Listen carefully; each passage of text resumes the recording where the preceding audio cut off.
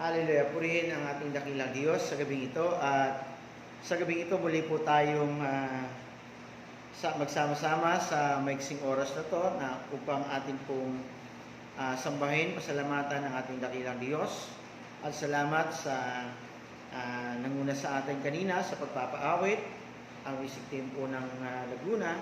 At purihin ang Panginoong Diyos sa gabing ito dahil meron na naman tayong muling pagkakataon na tayo po ay makakapakinig, tayo po ay makakapagsamba sa Panginoong Diyos sa pamagitan po ng ating live dito po sa Facebook sa gabing ito. So, purihin ang Panginoong Diyos.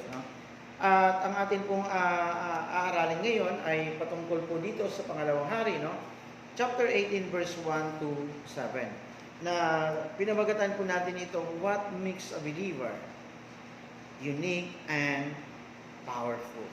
Okay. Dito po makikita po natin sa chapter 18 ng pangalawang hari. Sabi po dito, naging hari sa Juda ang anak ni Ahaz na si Hezekiah ng 3 taon ng paghahari ng anak ni Ela na si Uzziah sa Israel. Si Hezekiah ay mayroong 25 na taong gulang nang maging hari sa Jerusalem. Siya'y nakatira habang naghahari sa loob ng 29 na taon. Ang ina niya ay si Abia na anak ni Zacarias. Matuwid ang ginagawa ni Hezekiah sa paningin ng Panginoon tulad ng ginagawa ng ninuno niyang si David. At ipinatanggal niya ang mga bahay-sambahan sa mataas na lugar at ipinadurog niya alang-alang ang mga alaalang bato na ipinagiba ang mga posting simbolo ng diyosang si Asyera. At ipinudurog din niya ang mga tansong ahas na ginagawa ni Moses dahil sinimula na itong sambahin ng mga mamamayan sa Israel sa magitan ng pagsunog ng insenso at tinawag ang tansong ahas na Niyusan. Nagtiwala si Hezekiah sa Panginoon, ang Diyos ng Israel, at walang naging hari sa Juda na katulad niya kahit ang mga nauna o sumusunod pa sa kanya. Nanatili siyang tapat sa Panginoon sa lahat ng bagay at maingat niyang sinusunod ang utos ng Panginoon kay Moses.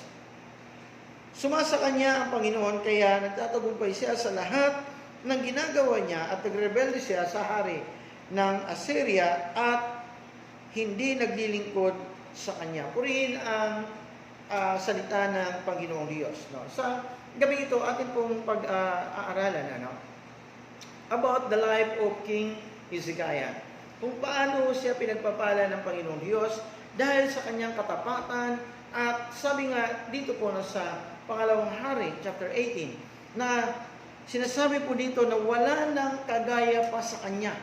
Wow, amazing, Na pag sinasabi ng Biblia na wala nang kagaya pa sa kanyang nagiging hari o sa mga sumusunod pa na mga hari, ay masasabi nga natin, wow, unique po talaga itong tao ito.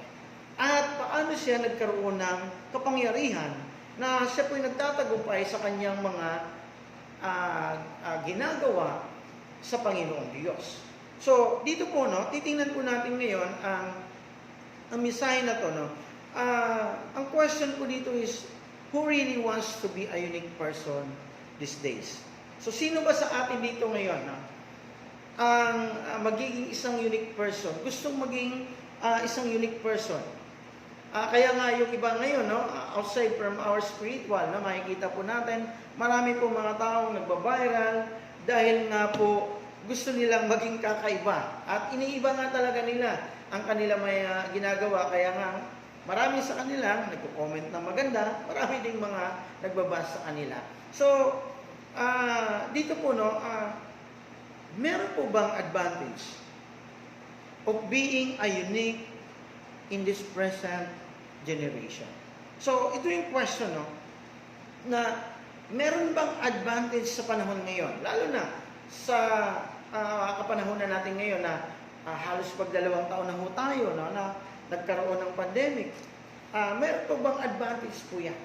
Actually po mga kapatid, no, napakalaking advantage po natin, no, sa panahon ngayon. Lalo na kung ikaw ay masabi mong you are a unique person na kagaya sa buhay ni King Hezekiah na in spite sa lahat ng kanyang paghahari, no, na siya ay sumusunod sa Panginoong Diyos. Maingat na sumusunod sa Panginoon. Hallelujah. Purihin ang ating dakilang Diyos. Kaya nga po, no, titingnan po natin ngayon. Ito po yung mga question. At bago po natin pagbubulay-bulayan itong buhay ni King Hezekiah, tayo muna ay dumulog sa ating dakilang Diyos. Panginoon, salamat. Lord, sa buhay ni King Hezekiah, O Lord God, turuan mo kami, Panginoon. Bigyan mo kami ng kapangyarihan na unawain upang, Panginoong Diyos, sa kapanahunan ngayon, Panginoon, as a believer, na maging isa kaming kakaiba, Panginoong Diyos. Being a unique person, O God. And Lord, being a powerful person. Lord, bigyan mo kami ng kaunawaan. Turo mo sa amin, Banal na Espiritu, mangusap ka sa bawat isa na makikinig sa gabing ito. At dalangin namin na buksan mo ang aming spiritual na puso, spiritual na mata, na makita namin ang iyong kapangyarihan sa mundo. Lord, tago mo lamang ako sa inyong likuran at ikaw ang siya makita at may pahayag ang iyong kaloob. Maraming salamat po, Panginoon Diyos, sa iyong kapurit kinakilala sa pangalan ng Jesus. Amen. So, babalikan po natin yung question kanina. Who really wants to be a unique person these days? And is there any advantage of being a unique person in this present generation? Okay, these two questions, mga kapatid, no, will stir up, no, na magpapaalala sa atin o mag-imbus sa atin upang magkaroon tayo ng idea. Ma-examine po natin, no, ang ating mga sarili to be more careful sa ating mga nilalakaran ngayon. At maging mitikuloso tayo, lalo na sa ating paglilingkod sa Panginoong Diyos. Upang sa gayon, no, mananatili pa rin tayong kakaiba sa mga taong walang Kristo sa buhay. Amen. Alam niyo ho, no, sa mundo ng mga artist, o sa mga nag-art o nagpipaint, marami sa kanila ang nagnais na maging extraordinary. Kaya nga, yung physical appearance po nila, yung lifestyle po nila, yung expression po nila doon sa kanilang kaisipan, ay gusto nilang maging creative, no?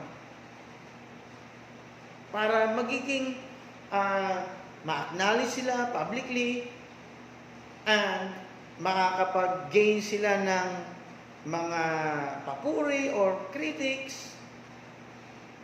So, yun po yung sa kanilang kaisipan, no?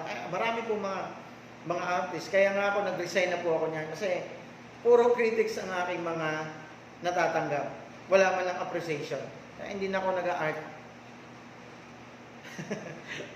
Joke lang po, mga kapatid. Baka sabihin nyo, napakayabang naman ni Pastor ni itsura nga niya, hindi niya maipinta, no? So, ganun po talaga, no? Kasi gusto nating maging kaparte tayo ng history, no? Maging kabahagi ho tayo sa mga, halimbawa, sa mga susunod na generation po natin. Wow, ito si Ganim. May kwento, no? Na isabi natin kwento na may wenta. So, ganun po yung no? But sa atin, mga kapatid, no? Bilang isang mananampalataya, marami sa atin, no? Although lahat ng tao, no, meron tayong mga unique or uniqueness sa buhay po natin. But ilan lamang po, no, na tatayo po talaga sa lahat o merong potential to excel, no? Kaya nga, ito po yung nais ng Diyos sa bawat isang buhay po natin, lalo na tayong mananampalataya. Nabibigyan ho tayo ng kapangyarihan ng Panginoong Diyos para nang sa gayon, magiging isa ho tayong kakaiba. Gaya, no? Sa buhay ni King Hezekiah, na wala naman hong ibang gusto ang Diyos sa atin na maging extraordinary tayo sa ibang lahat, sa ibang tao. Pag tayo lamang po ay inalaw ho natin na ang Diyos ang siyang manguna sa buhay po natin, susundin po natin ang kanyang mga alituntunin nang sa gayon, no? Maging kakaiba ho tayo. Kaya nga dito po sa verse 5, no, ng pangalawang hari, no, sabi dito, sabi sa verse 5, nagtiwala si Hezekiah sa Panginoon, ang Diyos ng Israel. Walang naging hari sa Juda na katulad niya kahit ang mga nauna o ang mga sumusunod pa sa kanya. Wow! Kaya nga historical po ito, mga kapatid. Na pag sinasabi natin the life of King Hezekiah, na wala nang higit sa kanya. At wala nang susunod po sa kanya. Kaya nga dapat, mga kapatid, no, etong kailangan ho natin titingnan ngayon, ano ba ang sikreto na naging unique at naging kakaiba at naging powerful si King Hezekiah sa harapan ng Panginoong Diyos. At kaya nga po, no, mga kapatid, no, yung uniqueness ni King Hezekiah ay titingnan po natin ngayon, no, as we para ma-inspire ho tayo, no, to become more faithful to God, and we spread the gospel of Christ, and we will serve Him in truth. So, sa buhay ni King Hezekiah, no, kung gaano siya katapat sa Panginoong Diyos, kaya nga, sa kanyang panalangin sa Panginoong Diyos, no, ay patuloy po siyang nagiging matapat sa Panginoong Diyos. Kaya nga, sa kanyang panalangin, no, walang imposible sa Panginoong Diyos. Kasi si King Hezekiah ay umabot po siya doon sa point na talagang tinaningan na ang kanyang buhay. Sumitaning na ang kanyang buhay. Mismo pa, no, ang nagsabi sa kanya ay lingkod ng Diyos. No? Na kaya pag sinabi po doon na sinabi ng Panginoon, pinasabi ng Panginoong Diyos na ikaw ay hindi nagagaling. But, ang kagandahan, no, na pag ikaw ay nakita ng Diyos ang puso mo, at ikaw ay marunong na manalangin sa Panginoong Diyos, kahit ang buhay o ang lifespan niya ay hanggang doon lang, kayang i-extend ng Panginoong Diyos. Dahil walang imposible sa Panginoon.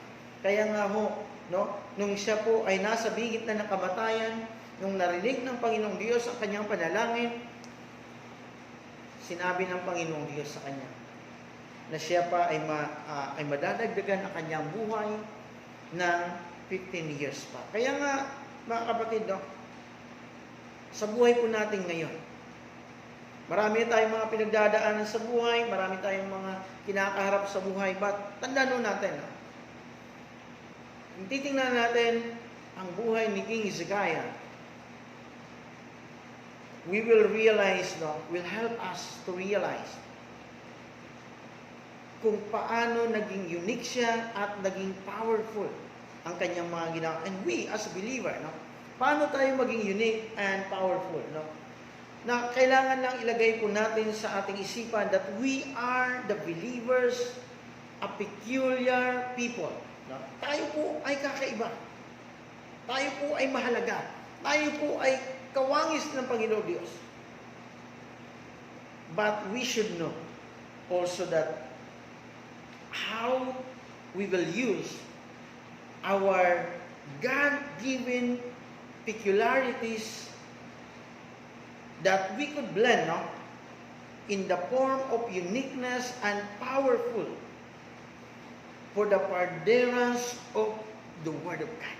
Ito po yung purpose o nais ng Panginoon sa buhay natin. Kaya tayo tinawag ng Panginoong Diyos sa ating sa ating mga buhay ngayon upang meron pong something na magagawa ang Diyos sa buhay po natin. So, paano maging unique ang isang tao at magiging isang makapangyarihan o powerful? First is doing what is right before God. Amen. Dapat gawin po natin kung ano ang tama o karapat-dapat sa harapan ng ating dakilang Diyos. Marami tayong mga ginagawa sa araw-araw nating buhay. Hindi natin alam, no? But we must make sure na ang ating ginagawa, ito po ay kalooban ng Panginoong Diyos. Yan kung ginagawa ko ay kalooban ng Panginoong Diyos upang ang Diyos ay matuwa sa ating mga buhay. Like what King Hezekiah did to the Lord our God. Sabi sa verse 1-4, no? Naging hari sa Juda ang anak ni Ahaz ni si Hezekiah. At sa 7 taon na paghahari na anak ni Ela na si Uzziah sa Israel, si Hezekiah ay 25 years pa lamang nagulang at nagiging hari na. At sa Jerusalem siya ay nakatira habang naghari sa loob ng 29 years. At ang ina niya si Isira. At matuwid, no? Take note, matuwid ang ginagawa ni Hezekiah sa paningin ng Panginoon tulad ng ginagawa ng ninuno niyang si David. At sa verse 4, ipinapatanggal niya ang mga bahay-sambahan. Amen.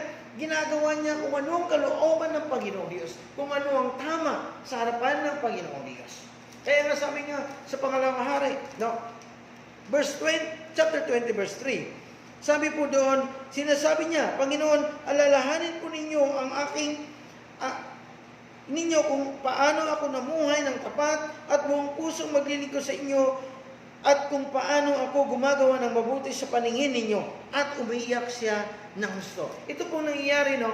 Na kaya nga may karapatan nun tayo magsabi sa Panginoon Diyos, bukat yung ating bold po tayo magsabi sa Panginoong Diyos na, Lord, ginagawa ko naman ang iyong kalooban. Ginagawa ko naman kung ano ang nais niyo, Panginoong Diyos. Kaya may karapatan akong i-claim sa inyo, Panginoon, ang lahat ng bagay na iyong pinangako sa akin. Kaya nga King Hezekiah, what he did is, he cried out to the Lord. Sabi niya, Lord, sabi niya, ginagawa ko naman ang lahat ng aking makakaya at ginagawa ko ang iyong kalooban. Kaya, bigyan mo ako ng pabor, Panginoong Diyos. Kaya nga, hindi po nag-aalinlangan ng Panginoong Diyos sa kanya na sinasabi kagad, ora mismo nung sinanalangin na nung siya po ay narinig ng Panginoong Diyos at pinalapit niya sa pamagitan ng isang propeta, no, na pinadaan po doon na sinasabi ng Panginoong Diyos na siya po ay gagaling. Hindi pa po nakaalis si Prophet Isaiah, no, at siya po ay binalikan agad. At sabi ng Panginoong Diyos, sa kanya narinig niya ang kanyang panalangin. Kaya nga, so, kung meron po tayong tamang puso sa Panginoong Diyos, dapat, kung gusto po natin, no, doing what is right before God at a right heart with God. Na may tama ho tayong, hindi may tama, no? Tamang puso sa Panginoong Diyos. Hindi may tama ang puso natin. Kaya pag may tama yung puso mo, hindi ho yan tatama sa paglilingkod sa Panginoon. Kailangan tamang puso ho tayo sa paglilingkod sa Panginoon. Kaya nga kung titingnan ho natin, no, ang kahilingan ni King Hezekiah, no, na sabi niya sa Panginoong Diyos, Lord, ako po, kung titingnan po natin ang chapter 20, no, from verse 3 to verse 6, na sabi ng Panginoon, no, sabi niya sa Panginoong Diyos na nabuhay naman siya ng matuwid sa Panginoong Diyos. Kaya nga sabi ni Prophet Isaiah, no, sa kanya narinig ng Panginoong Diyos ang iyong panalangin dahil ang puso niya ay nakikita ng Diyos na ito'y malinis at gumagawa ayon sa kanyang kalooban. And King Hezekiah, he has a right decision and action. Ito po mahalaga mga kapatid, no? Na dapat meron ho tayong, kaya nga dito po, no, sabi niya sa 2 Kings chapter 18 verse 3 to 4, no, na siya po ay gumagawa ng ginagawa niya ang kalooban ng Panginoong Diyos, at lahat ng ginagawa niya ay natutuwa ang Panginoong Diyos. Lalo na yung pinapagibahan niya, yung mga sinasamba ng mga anak ng Diyos na Israel, no? Na yung mga ahas na ay natutuwa ang Diyos. Dahil nawawala na yung mga sinasamba nilang Diyos-Diyos. Kaya nga, gusto ng Panginoong Diyos, no? King Hezekiah was a man of decision and action, no? But, how sad, no? Through that many believers today, no, in their crossroads of their life, no, hindi na nila magawang magkaroon sila ng a wise decision and action because of their sensitivity of the Word of God. Yung hindi tayo sensitive doon sa salita ng Panginoong Diyos. Hindi natin alam kung ano ba yung tamang pagtugon doon sa salita ng Panginoong Diyos. Kaya nga, minsan ang tao ngayon, instead na gumawa ng tama sa harapan ng Panginoong Diyos, minsan nawawala na ng pag-asa. Dahil hindi nila alam kung ano ba talaga ang maayos na pagdesisyon o aksyon para gumawa ayon sa kalooban ng Panginoong Diyos. And King Hezekiah, his heart, he is trusting the Lord. Nagtiwala siya ng tapat sa Panginoong Diyos. Kaya nga sabi dito sa chapter 18 verse 5, no? Nagtiwala si Hezekiah sa Panginoon, ang Diyos ng Israel, at walang naging hari na kagaya at katulad niya. Kaya nga mga kapatid, no, kung tayo po sa buhay po natin, kung gagayahin po natin si King Hezekiah na sa kabila ng ating kahirapan, kagipitan, meron pa tayong mga kinakaharap po ngayon, maglalo tayong magtitiwala sa Panginoong Diyos. Lalo nating pagigihin ng ating pananampalataya sa Panginoong Diyos, at lalo nating laliman ang ating pananampalataya sa Panginoong Diyos. In Galatians chapter 6 verse 7, no, sabi po dito, huwag tayong magtiwala, no? Huwag nating subukin, no? Ang Diyos o ang salita ng Panginoong Diyos, but magtiwala ho tayo sa kanyang mga salita. So sabi po dito sa chapter 6 verse 7, no? Huwag ninyong linlangin ang sarili niyo. Ang Diyos ay hindi madadaya ni numan. Kung ano ang itinanim ng tao, iyon din ang aanihin. Kaya nga mga kapatid, kung magtanim tayo ng pananampalataya sa ating dakilang Diyos, aani po tayo ng pagpapala. Amen. Kaya kailangan lang po natin mga kapatid, ano, sometimes we are wondering, no, why many practicing Christians, no, who have heard thousands of preaching from different preachers of the Word of God. But, no, they still struggle, no, to obey the Word of God. Kaya nga minsan, no, kung sino-sino na yung mga pinapakinggan nating preacher, kaya nga lalo ho tayong nawala na pagtitiwala. Kaya nga marami ng mga tao ngayon, o marami ng mga preacher ngayon na ang Bible daw po ay hindi Word of God. Pero minsan, ginagamit nila doon po sa pagsasagot sa mga katanungan, Word of God pa rin. Salita pa rin ng Panginoong Diyos. Kaya nga, minsan, kaya nga, totoo nga po sinasabi ng Panginoong Diyos, kamang-mangan na lamang po ang salita ng Diyos sa mga tao, hindi nagtitiwala dito sa salita niya. Hindi mo talaga maunawaan at maintindihan. Pero kung ikaw ay magtitiwala sa salita ng Diyos, yung enlightenment ng Panginoon Diyos, sa kanyang mga salita, napakadali mo lang unawain. Dahil ito ang pangusap ng Panginoong Diyos sa mga tao, may tama ang puso. May tamang puso sa Panginoong Diyos at nagtitiwala sa salita ng Panginoong Diyos. And the third one is walking with God consistently para tayo ay magiging isang unique and powerful Christian. Sabi sa chapter 18 verse 6 to 7, nanatili siyang tapat sa Panginoong Diyos sa lahat ng bagay at maingat niyang sinusunod ang lahat ng utos na ibinibigay ng Panginoon at sumasa kanya ang Panginoon, kaya nagtagumpay siya sa lahat ng kanyang ginagawa. Amen. Kung tayo po mga kapatid ay maging matapat sa Panginoong Diyos sa ating paglakad sa Kanya, sa ating pananampalataya at pagsunod sa Kanya, maging consistent tayo, hindi tayo on and off, hindi tayo moody Christian, na tayo kahit may problema, may pagsubok, patuloy pa rin tayong nagtitiwala sa Panginoong Diyos. Mga kapatid, makikita mo that you are a unique and a powerful Christian. How to walk God consistently. Following God with consistency. Amen. God knows how Hezekiah walked with Him in truth. With a perfect heart. Kumusta po tayo ngayon, kapatid? Tayo po ba ay nagagawa po ba natin ang kalooban ng Panginoong Diyos?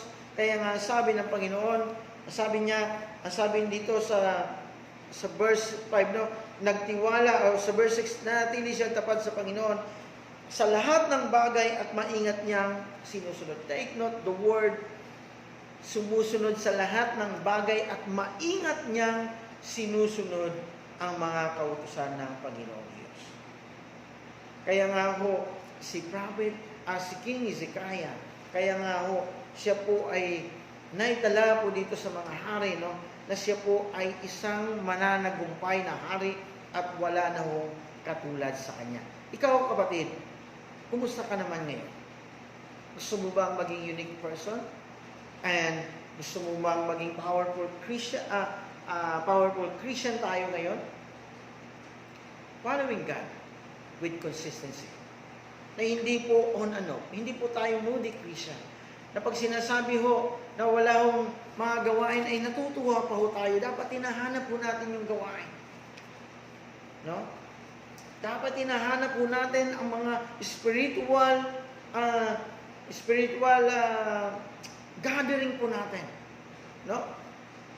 Na hindi tayo magsasawa doon sa ating pagsunod sa Panginoong Diyos, maging consistent po tayo, may problema man, may pagpapala man yan, malaki at malawak man yan, mahaba at napakalalim na pagsubok na pinagdadaanan mo ngayon, maging consistent pa rin tayo sa ating pananampalataya sa Panginoong Diyos. Hindi nagbabago dapat ang ating pananampalataya. Amen? Nang sa gayon, makita ng Diyos ang puso po natin. The same God that King Hezekiah served. Kung ano din po ang Diyos na pinaglilingkuran po natin, the God of Abraham, Jacob, Moses, amen? Na ganun din po ang Diyos na pinaglilingkuran po natin. Tapat ang Diyos sa mga taong tapat sa Kanya. Kaya nga ho mga kapatid, na apparently, many believers, no, they are praying that He would bless the work of their hands. But masasabi po natin, it is a good prayer. But to obtain His favor, we must also claim that the Lord and to follow Him consistently. Walk and talk with God and experience a life filled with love, joy, peace, and truth. Kung tayo po mga kapatid, kung consistent po tayo. Kaya nga sa ating paglilingkod sa Panginoong Diyos, dito po masubok ang ating gaano tayo katatag sa ating pananampalataya sa Panginoong Diyos. Kung hindi po tayo on and off sa ating, minsan, wag po nating hayaan na maging ningasgugon po ang ating pananampalataya. Minsan mainit, lumiliyab, at biglang nawawala. Kaya nga po mga kapatid, kailangan maingatan mo natin ang ating pananampalataya sa Panginoon. Kung tayo po ay magpapatuloy sa ganong senaryo ng ating mga buhay, o magpapatuloy ho tayo sa ating paglilingkod sa Panginoong Diyos, mga kapatid, ang pagpapahala ng Panginoong Diyos ay napakalapit na lamang po sa atin. Susungkitin na lamang po natin lahat ng ating pangangailangan. Kung makikita ng Diyos ang puso po natin. Take note, no? Kay Hezekiah, na siya po ay nasa bedridden na po siya. Siya po ay mamamatay na. May taning ng kanyang buhay. Sabi ni Prophet Isaiah, ikay mamamatay na, hindi ka nagagaling sa iyong napakalubha na, sabi ng ating Panginoong Diyos, napakalubha na yung karamdaman. And after that, Prophet Isaiah walked, no? Na hindi pa siya nakalabas doon sa bulwagan ng kaharian. Maruglog na yan ang langit si King Hezekiah. At narinig ng Diyos. Kinausap niya si Prophet Isaiah na bumalik ka. Kausapin mo. At sabihin mo, narinig ko ang kanyang prayer, narinig ko ang kanyang panalangin, at dadagdagan ko ang kanyang taon ng 15 years pa sa kanyang pag-aaral. Wow, how amazing. Minsan sinasabihan tayo ng doktor, may karamdaman ka, may taning na buhay.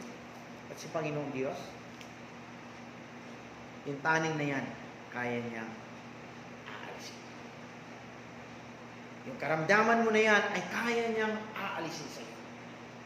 Wala na siyang ibang tatawagin pa, kundi pag sinabi ng Panginoong Diyos, tama ang puso. Ang paglilingkod mo sa Panginoong Diyos ay consistent sa Kanya. The divine favor of God will be yours, kapatid. Kaya nga huwag ho tayong mag-aalala kahit gaano pa kahaba itong pandemic na ito.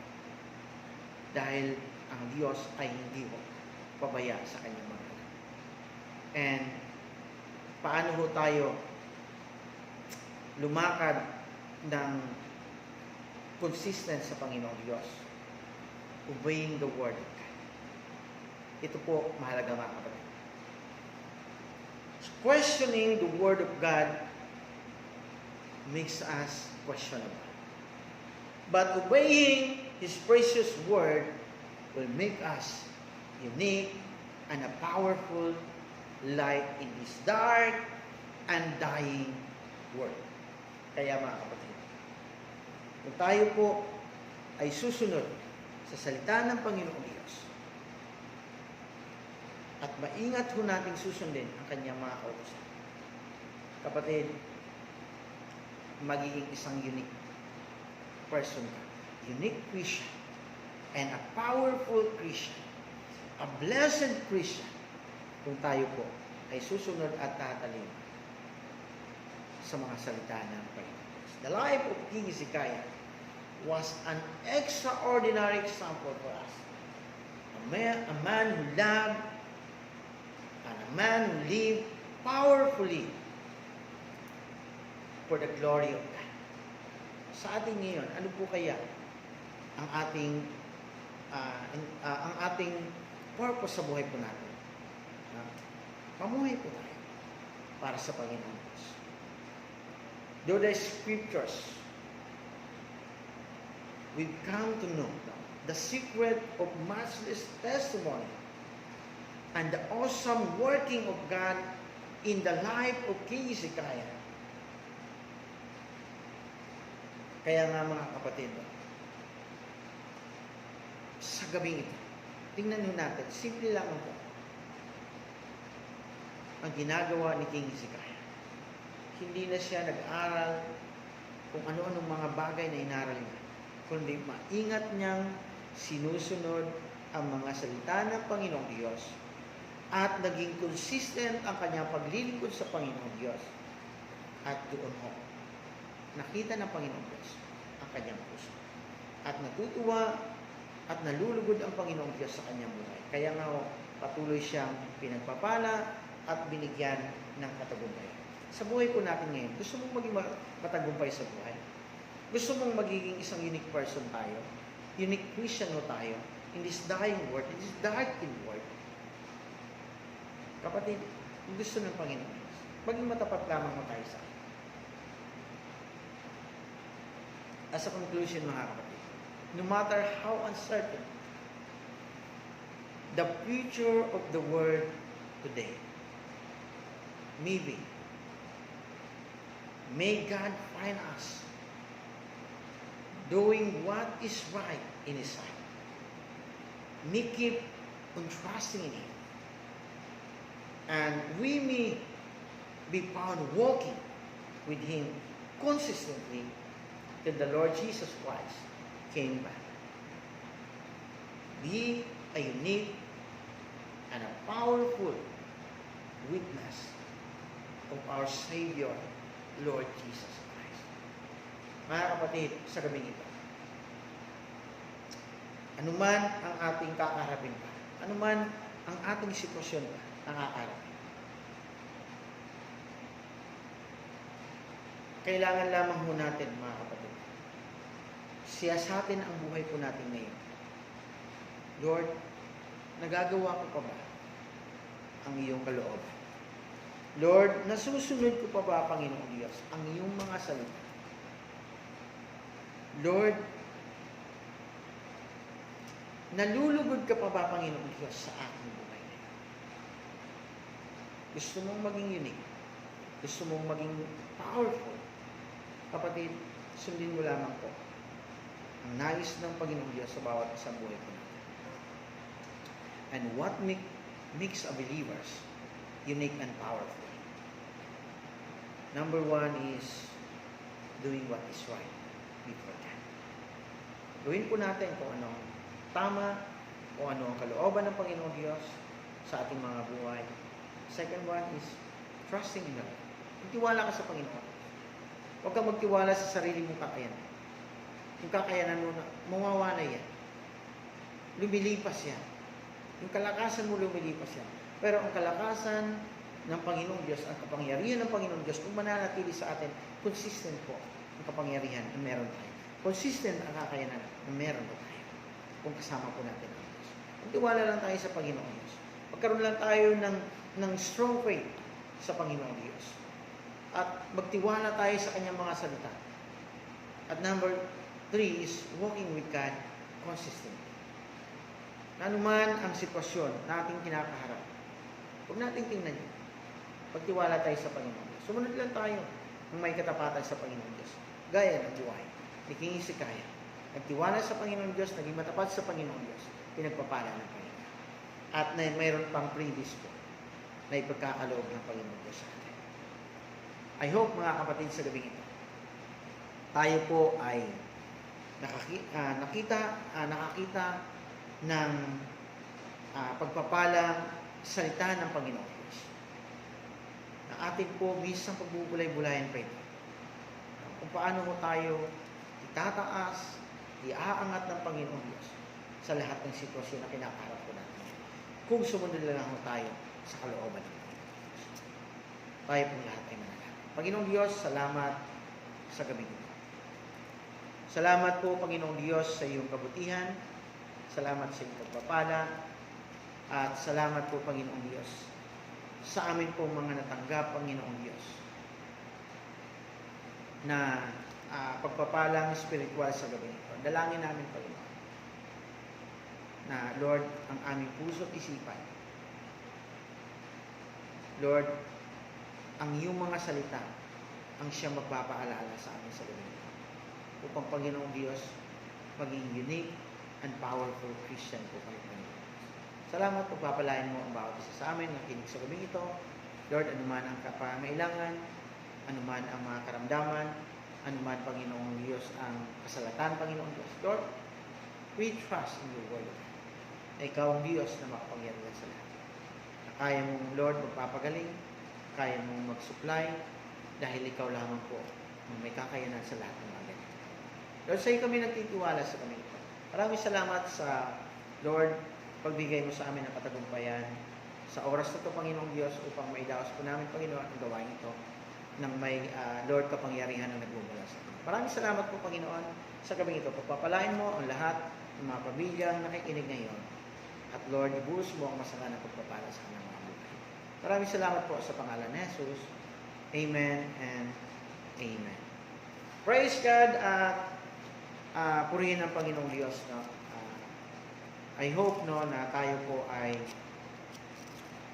patuloy pang maglilingkod at magtitiwala sa ating dakilang Diyos. At sa gabing ito, sa atin pong inaral, bigyan po natin, no, minsan pa ay pagbubulay-bulayan pa natin. The life of King Hezekiah. So, ilang minuto lang po ang pinag-aralan po natin kung patuloy niyo pong pag-aralan ang buhay ng King Hezekiah. Napakaganda po, no, na maging unique ang ating mga buhay. Good evening po sa lahat at God bless po sa ating lahat. Ito po ang inyong muting pastor dito po sa GBCM Laguna na nagsasabi po, kung gusto mong kakaiba at mananagumpay sa buhay mo sa araw-araw, sundin mo lang ang kalooban ng Panginoon. Maraming salamat po. God bless po sa ating lahat.